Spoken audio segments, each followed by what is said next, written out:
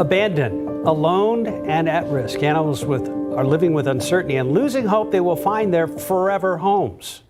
Shelters across the country are at capacity, forcing advocates to come up with creative ways to save lives. Our Stephen Cavazos tells us about a solution that takes us on board a humanitarian flight like no other.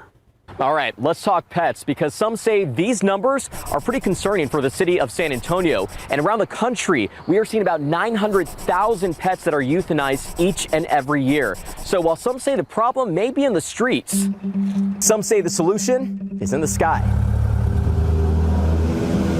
Instead of just flying around in a circle, I could actually get in the plane, go meet some people I never would meet, see places I never would have seen, and help all involved. My name is Brian Tamstra, and I'm a volunteer pilot with Pilots and Paws. Tamstra has had a long-standing love for aviation and animals, and he just completed his first flight for the organization. Hey, how are y'all? Hi. It was a great experience. You know, you kind of get hooked up with a dog in need through a message board and work through them and to coordinate the pickup, the drop off to a foster family. And it was really interesting because the lady who was doing most of the coordinating was from Wisconsin. So I thought that was kind of unique that she found a dog in Groveton, Texas, which is a tiny town in East Texas, and found a foster family for them in Georgetown, Texas. Here's how it works. Volunteers associated with animal rescues communicate with volunteer pilots through an online message board. A volunteer associated with a rescue just needs to request a transport and then fill out information on the animal, along with the city and states of the pickup and drop-off. Most volunteer pilots can fly 250 miles. Beyond that, other pilots can help with different legs of a transport.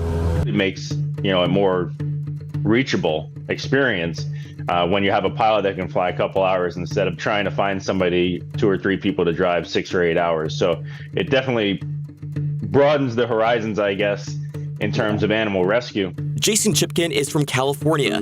He has been with Pilots and Paws since 2008 and has flown between 40 to 50 rescues.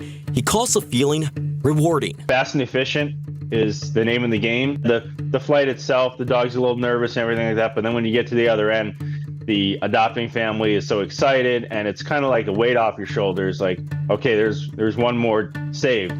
Well, let's head back and start getting the next one ready. Joe Brendel lives in Wisconsin and is associated with several animal rescues across the country. She coordinates about 3 to 4 flights a week. Most recently, she arranged for Hamster to fly this little guy out. However, she points to a specific problem, and that's a lack of spay and neuter. So we need laws that are made and enforced, and there needs to be spay and neuter laws down there. It has to stop. That's the key to everything. Brendel says when shelters become overcrowded, animals are at risk for being euthanized. That's why she calls Pilots and Paws life-saving. If this puppy didn't leave the shelter, he was going to be killed. He was left on the side of the road by somebody, and he was lucky he wasn't killed. And the animal control officer picked him up. And Sharon with the shelter reached out to a rescue, and then to me, and then I reached out to Pilots. Within an hour, Hamster arrived to his destination, and this puppy arrived to his new start in life. Hamster believes Pilots and Paws is just one way to turn a passion into a purpose. The people dropping the dog off, they were very appreciative because it's a passion of theirs. And then the people we dropped it off to, the dog kind of is what brought everybody together. I think that what I take away from it is there's always a way to help. We want to hear from you. Scan this QR code right there on your screen. Tell us what issues you want us to address or what creative solutions you've come up with. Don't forget to subscribe on YouTube and also like us on Facebook. Keep up to date with all of San Antonio's top news, weather, and so much more by clicking the like and subscribe buttons below. And once again, thanks for watching KSAT.